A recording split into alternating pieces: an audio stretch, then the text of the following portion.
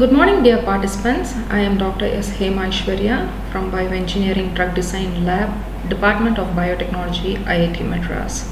I am honored to participate in the international webinar on Faculty Development Program on Biological Sciences organized by NGM College, Pollachi.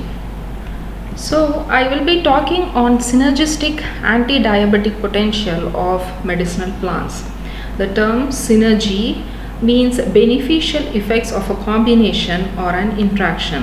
Here we will be seeing the beneficial effect of interactions that happen between compounds of medicinal plants.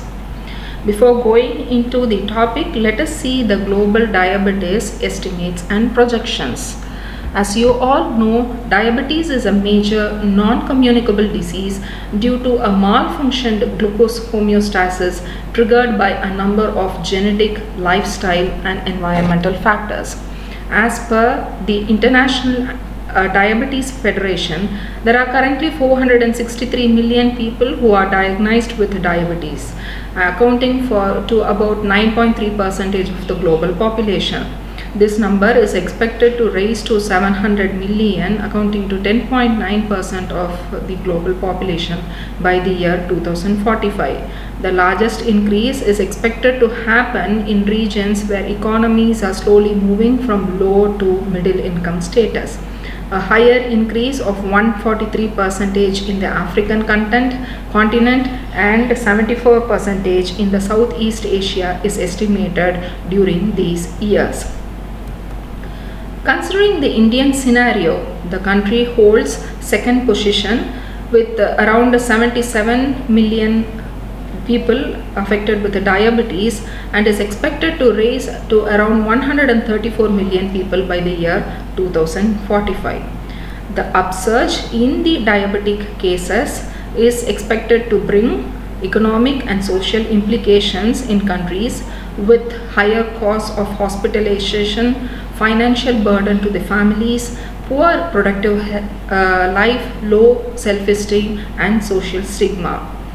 An uncontrolled glucose level will also lead to the development of various complications including retinopathy, neuropathy and peripheral arterial disease and food ulcerations, reproductive infertilities, etc.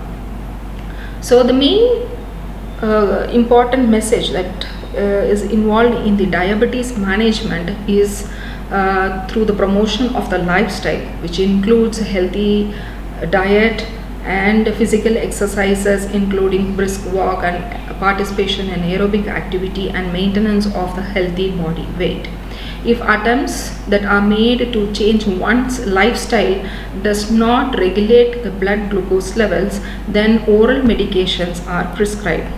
The first line of drug usually that is prescribed is the metformin belonging to the biguanide family, and several other drugs belonging to several different classes of the anti-diabetic drugs are also prescribed.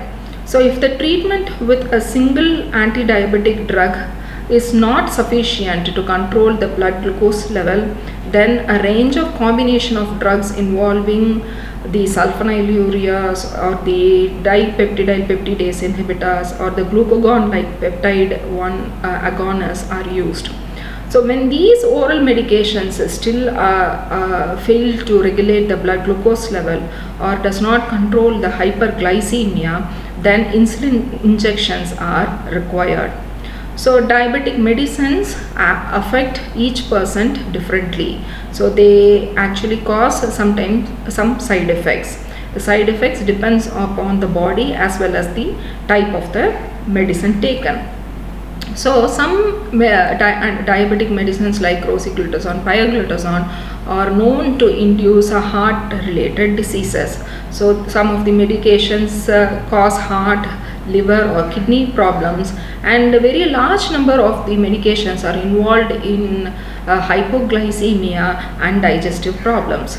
So there has always been a search for alternative medicines where medicinal plants seem to address these issues. As per the World Health Organization Global Report on traditional and complementary medicine in the year 2018. Of the 194 member states of WHO, 170 member states, that is accounting to 88% of the member states, are known to acknowledge their use of traditional and complementary medicine. As you can see in this graph, around 100 member states or 100 different countries acknowledge the use of herbal medicine in their medical treatment strategies. And there are also countries that use indigenous traditional medicine or the folklore medicine or the traditional Chinese medicine and many others. So the use of the traditional medicine is on demand because of various reasons. The main reasons being the traditional medicine is one of the primary source of healthcare in many countries, or the use of traditional medicine is on demand due to cultural or historical influences. Sometimes it is usually taken for faster relief or cure from the disease. Sometimes an increased dissatisfaction with the existing healthcare system also rekindles the interest in the traditional and complementary medicine. Besides, one more important factor is that many of the herbs are taken as a part of the food or as part of the diet too. So we cannot ignore the intake of medicinal plants at all. So how do you search for, how do you arrive or converge into choosing one medicinal plant for a particular study? So these medicinal plants can be retrieved from a lot of Ayurvedic Siddha pharmacopoeias which are available, and there are some plant monographs and folklore medicinal details which are available. From these details you can select a medicinal plant of interest. Apart from that, there are databases which carry a lot of information regarding the medicinal plants. One such is being the Dr. Duke's Phytochemical and Ethnobotanical Database, and this database facilitates plant chemical bioactivity and ethnobotany searches, and it includes a lot of plants, their chemical profiles, and it actually helps in easy user-friendly ways of browsing and retrieving the data. For example, in this slide, for retrieving medicinal plants with anti-diabetic potential, the Dr. Duke's Phytochemical and Ethnobotanical Database gave around 158 medicinal plants. I think this is not, it's just not restricted to the 158 medicinal plants. There are still more which can be gathered from the pharmacopoeias or monographs or the folklore medicines. Besides, we also have the Indian medicinal plant database, which incorporates botanical names, vernacular names, and it also, these medicinal plants are organized into the 6 Indian systems of medicine: the Ayurveda, Siddha, Unani, Homeopathy, folklore medicine, or the Sawa Rigpa, which is the traditional medicine of the Tibetan medicine. There is also the Bioresource Information Center on Indian Medicinal Plant Database, which gives an exhaustive list of botanical vernacular names, properties, actions, formulations, and pharmacological information of selected plants. For example, Meha is the term which is used in Sanskrit to describe diabetes. For the disease condition of diabetes, different formulations are enlisted in this database, and the ingredients present in the formulations also listed in Sanskrit. So we can, from all these sources, we can arrive at a medicinal plant of interest. Once a medicinal plant is being taken for the study, now we have to look into the phytoconstituents present in the plant. Generally, the phytoconstituents of the plant fall into 2 categories based upon their metabolic processes. That is, they are either primary or secondary metabolites. Primary plant metabolites are involved in basic functions, life-like functions, and they are almost similar in all the living cells. Whereas the secondary metabolites are unique and they have distinct structures. For example, plant kingdom produces more than 200,000 distinct chemical compounds, and these chemical compounds are involved in alleviating various ailments in traditional medicine and folk uses. And in modern medicine, these structures act as a base or act as a lead compound for the synthesis of many other medications or synthetic medicines which are involved in treating various diseases. So the secondary metabolites are classified into many classes like alkaloids, polyphenols, terpenoids, saponins, lipids, carbohydrates, etc.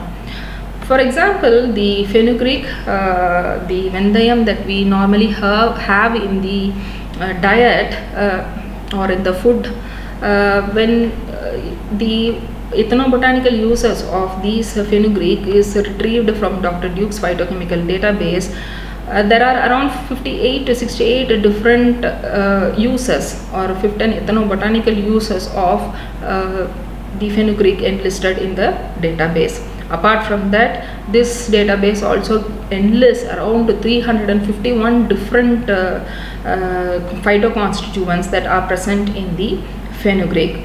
So the activity, the biological activity of fenugreek is not restricted just to one phytoconstituent which is present in the plant, or majorly what happens is that during the extraction process a plant would be looked for a major phytoconstituent which is present or the major active constituent which is present in the plant, but it is normally the activity of the whole plant is due to the interactions that happen between the phytoconstituents of the plant. So as I said earlier, the phytoconstituents within a herb can influence the biological activity of the single herb, whereas in case of formulations where you have around 12 to 15 different or even more different number of plant extracts included in the formulation, the interactions between the phytoconstituents of the different herbs are also bring about certain kind of interactions. Similarly, in an Indian scenario kind of system, what happens is that a person or a patient is tended to take both the conventional drug, for example metformin, along with a traditional medicine also. For example, people are known to take overnight soaked fenugreek seeds in the morning and later they go on for metformin tablets also. So in those conditions there are cases of herb drug interactions which are also possible. So these interactions between the phytoconstituents can be categorized into pharmacokinetic and pharmacodynamic interactions. Pharmacokinetics, as you all know, it is the activity of what the body does to the drug. Actually, how the body processes the drug. For example, the ADMET parameters, that is the absorption, distribution, metabolism, excretion and toxicity parameters are involved in the pharmacokinetic interactions. And in the pharmacodynamic interactions, we have the effect of the drug on the body, or what you can call as efficacy of the drug is called as the pharmacodynamics. So this is usually listed in the synergy, additive or antagonism. It is usually categorized into synergy, additive or antagonism. So as I said earlier, synergy is nothing but a beneficial part of interaction. For example, if you take two different drugs with activities equivalent to 1 and 1 each for the two different drugs, if it produces an activity more than 2, it is called a synergy. But if a combination produces an effect equivalent to that of the single drug, then it is called as additive or indifferent. Whereas if a combination produces a much lesser effect compared to the individual drug, then it is called as antagonism in nature. To understand the pharmacokinetic kind of interactions, here let us see an example of a curcumin and a piperine combination. So in a study, the effect of combining piperine, this piperine is a known inhibitor of hepatic and intestinal glucuronidation. It was evaluated for the bioavailability of curcumin in healthy human volunteers. After a dosage of 2 gram of curcumin was given alone, the serum concentration of curcumin is either undetectable or low, where you can see a flattened concentration curve. Whereas with a co-administration of 20 mg of piperine with curcumin leads to an enhanced concentration of curcumin at around 0.25 to 1 hour post the drug administration, thereby increasing the bioavailability to around 2000%. So it is hypothesized that piperine enhances the serum concentration of curcumin by enhancing the absorption as well as the bioavailability of curcumin in human volunteers with no side effects. Another pharmacokinetic kind of interaction can be given using the mangiferin, which is a xanthone glycoside, which is an important phytoconstituent of Salacia species. This mangiferin is known to possess very important anti-diabetic properties. The difference in the pharmacokinetic parameters while having mangiferin alone as a pure compound or as in the form of a polyherbal formation. This polyherbal formulation contains 4 different plants is studied in the rats. So as you can see, mangiferin when given alone is known to be absorbed rapidly. Is known to absorb rapidly. And whereas in the formulation it is slowly absorbed and maintains the concentration, plasma concentration of mangiferin for a slightly longer time. So for chronic diseases like the diabetes, the plasma concentration of the mangiferin concentration in the plasma is to be maintained for a slightly longer time to have an effective activity on the anti-diabetic properties. So here what is hypothesized is the interactions that occur between the phytoconstituents of the formulations enhance the pharmacokinetic parameters of mangiferin. So you can see the absorption constant of mangiferin while given alone is very high, which denotes the rapid absorption here, whereas in the formulation there is a lesser absorption constant, which means that this mangiferin is slowly absorbed and retained in the plasma for a slightly longer period of time.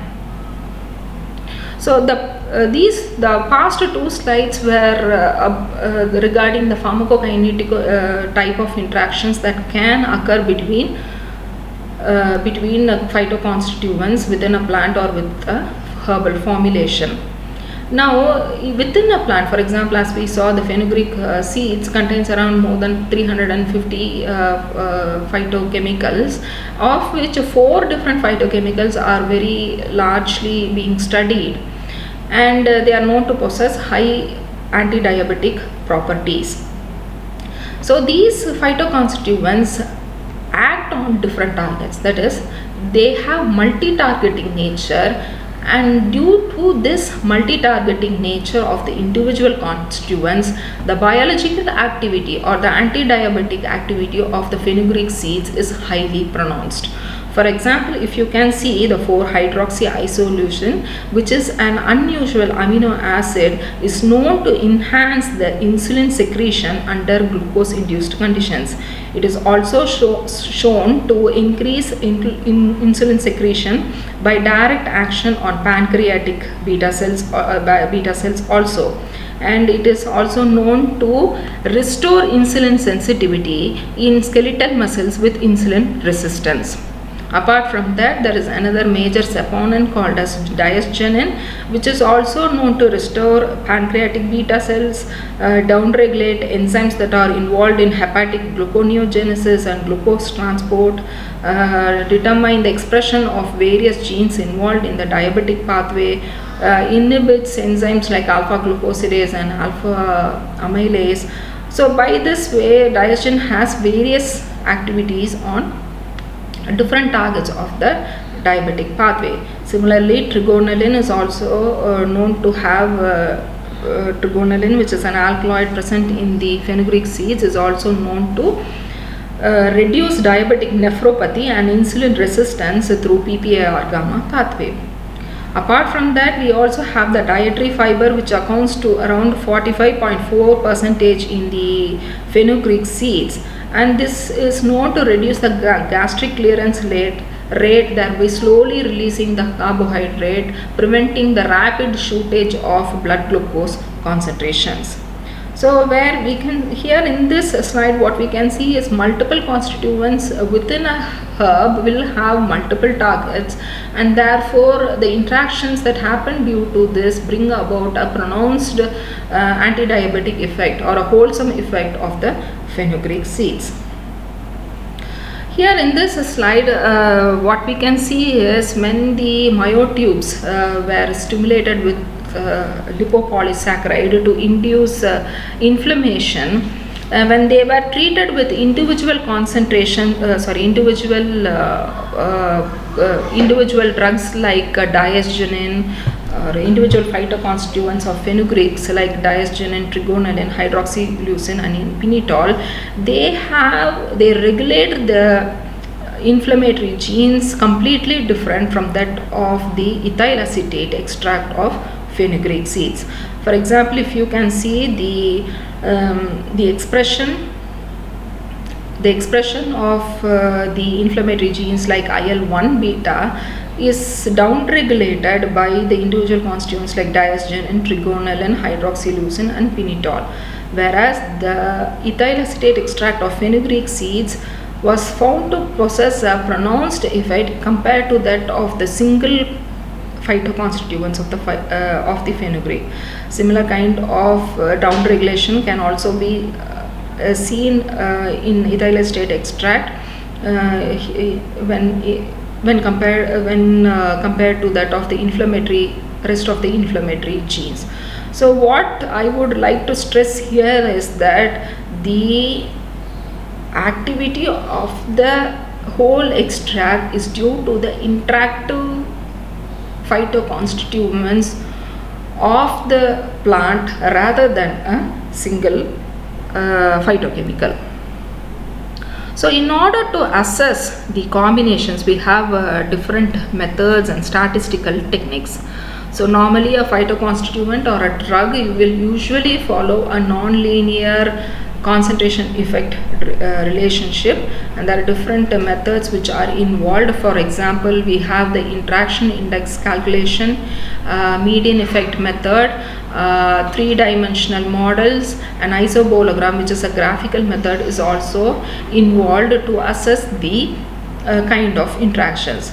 The very common one is the fractional inhibitory concentration index, which is normally used to find out the combination, the type of interaction that happen in the antimicrobial assays, where a fractional inhibitory concentration of less than or equal to 0.5 is denoted as synergistic and more than 4 is antagonistic, and if it lies between 0.5 and 4, it is named as additive in nature. So this fractional inhibitory concentration is calculated from the activity of the individual constituents as well as the activity of the combinations. Similar to the fractional inhibitory concentration, you also have the combination index. Also it is calculated. Denotes that if the CA index is less than 1, it is synergistic, if it is equal to 1, it is additive, and if it is more than 1, and it is antagonistic in nature. So this is also calculated from the activity of the individual constituent and the activity of the combinations. So here this can be easily represented or conveniently graphically represented using a graph called as isobologram. So here what happens is that the dosages of the drug D1 and D2 are given along X and Y axis, and the line that joins the axial points is called as the additive line or the line of additivity. So for example, in this graph, what we can see is the 1 micromolar of D1 is required to bring about 50% inhibition or 50% activity, whereas 40 nanomolar or 30 nanomolar of drug 2 is required to bring about 50% of activity. So any drug combination which falls below the line of additive is called as a synergistic, and if it falls above the line it is called as antagonistic. So such kind of combinations can be calculated for different percentages of inhibition, like 60% of inhibition or 60% of efficacy, 75% and 90% of efficacy. So once we try to analyze and find out the kind of interaction that happen between the phytoconstituents, we get a knowledge on how they interact and bring about beneficial or antagonistic combinations. But this is not as simple, because the kind of interactions are determined by large number of factors which can be either controlled or uncontrolled. For example, the plant source is an important factor, which is an uncontrollable factor actually. So the genotypic, developmental, environmental factors, the geographical location, the period of harvesting of the plants plays a lot of role in the phytoconstituent concentrations. For example, certain plants grown in certain geographical locations are known to possess more phytoconstituents compared to the plants from a different location.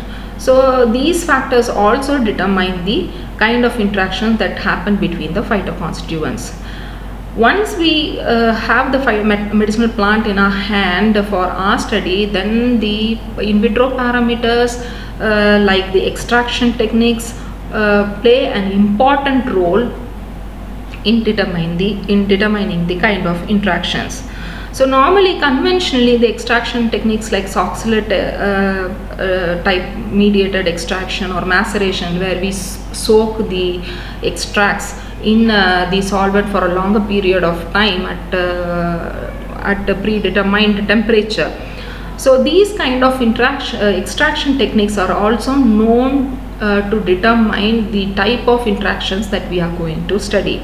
So if a technique, if we are performing a technique but we lose a particular phytoconstituent during the extraction process, then the kind of interaction would change completely. But rather now there are modern extraction techniques like ultrasound assisted extractions or microwave assisted, and extractions that involve both ultrasound and microwave, or we have the supercritical fluid extractions. So all these extraction techniques actually help in efficiently isolating the individual phytochemical or the group of phytochemicals.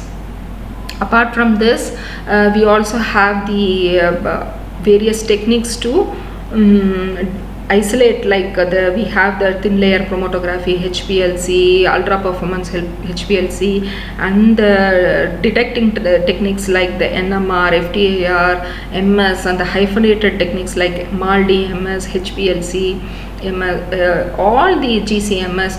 All these things are known to determine the phytoconstituents that are present in the plant and how they will interact.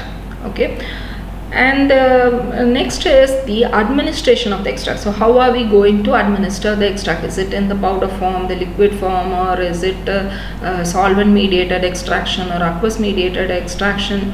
So or is it through an oral or intravenous? All these factors are also known to determine the interactions. And as we saw already in our previous slides, the administration of pure compound, the administration of as a formulation are known to have different effects on the interaction of the phytoconstituents. The next one is the in vitro testing techniques. So normally we go through extractions and then go into the in vitro testing techniques. So in case of anti-diabetes, normally, as you would have seen, there are a lot of techniques involving, it's not assays, involving inhibition of enzymes like alpha glucosidase, alpha amylase are commonly taken for understanding anti-diabetic properties. But these two assays does not restrict the anti-diabetic potential of the plants. We also have something like the glucose uptake studies, like we can use a deoxyglucose or a fluorescent probe like NBDG uptake, which can be used to assess the anti-diabetic properties of the plants. Besides the effect of the extracts or the phytochemical or the group of phytochemicals on the gene expressions or the expression of genes that are involved in the diabetic pathway, or the expression of proteins that are involved in the diabetic pathway using qPCR or Western blot, also helps us to get a wholesome mechanistic effect of the plant extract formulation or the phytoconstituents. So once we are done through the in vitro testing techniques, then we go into the animal model experiments. So there we have designing the groups. So we have to categorize the animals into different groups, and what is the dosage, what are the parameters that we are going to see, what is the time period of administration, how long the animal is to be acclimatized. So all these factors determine the kind of result that we would be getting, or we will know the type of interaction which will be largely affected by most of the parameters involved in these experiments. So once all these animal model experiments are done, then we go into the clinical trials, which at this stage are very low, because there are very low clinical trials that are happening to understand the kind of interactions that happen between the phytoconstituents of a plant. So more effort or more knowledge has to be gathered in this area. There are newer techniques which are available, which are known to help in understanding the interaction between phytoconstituents. For example, there is a emerging area of pharmacology called as the systems pharmacology, which uses the network analysis of drug action. For example, in this slide you can see the different phytoconstituents of fenugreek. So all these green highlighted ones are different phytoconstituents of the fenugreek, which are known to interact with the different targets. All these red ones are the different targets. For example, genistin, which is one of the important phytoconstituent of fenugreek, is known to interact with 36 different target genes or proteins, and this kind of network will give us a drug target and then a disease kind of function, and this kind of analysis will give a higher knowledge of the mechanism underlying the multiple action of the drugs. So this approach it's a bioinformatic tool which, aided together with the experimental validations, can give us novel therapeutic strategy or potentially safer and more effective drug development and drug development identification processes. And the recent knowledge on the omic technologies, like we have the genomics, transcriptomics and metabolomics, which also help us to understand the type of interactions that happen between the phytoconstituents of a plant. For example, here we have a transcriptomic data. What we can see here is there is a willow bark extract which is given at two different concentrations. So we have a 50 microgram per ml and a 30 microgram per ml of the extract. And then the quercetin, which is an important phytoconstituent of the extract, at two different concentrations. So the red one denotes that the upregulation of the different genes, and the green one is the downregulation of genes. So what you can see is quercetin is having a different kind of regulation on the genes when given alone, whereas in the formulation it is known to have as a formulation, the formulation has a different kind of expression of genes. So similarly, we also have some metabolomic data where the LCMS and GCMS tools are used to retrieve a lot amount of phytoconstituents from the plant, and these phytoconstituents are then loaded experimentally or experimentally validated using a lot of transcriptomic or experimental methods. So the take-home message from this lecture would be like, so what we have understood now is that interactions can happen between phytoconstituents within a herb or with herb in a formulation, or between herb and drug interactions. And phytoconstituents can act differently when administered alone or when given in the form of a formulation. And there are kind of interactions like pharmacodynamic or pharmacokinetic interactions that are possible in such type of combinations. And a detailed method of statistical analysis is required to understand these kind of interactions. Various factors like the nature of the plant, the extraction, isolation techniques, administration techniques, all these determine the type of interaction that happen between the combinations. There are newer techniques like network analysis or the omic technologies like genomic, transcriptomic and metabolomic studies help in the deeper understanding of the interactions. I hope the lecture would have given you quite basic knowledge on the kind of interactions that happen between phytoconstituents of a plant, which should not be ignored when we study a medicinal plant. Thank you so much.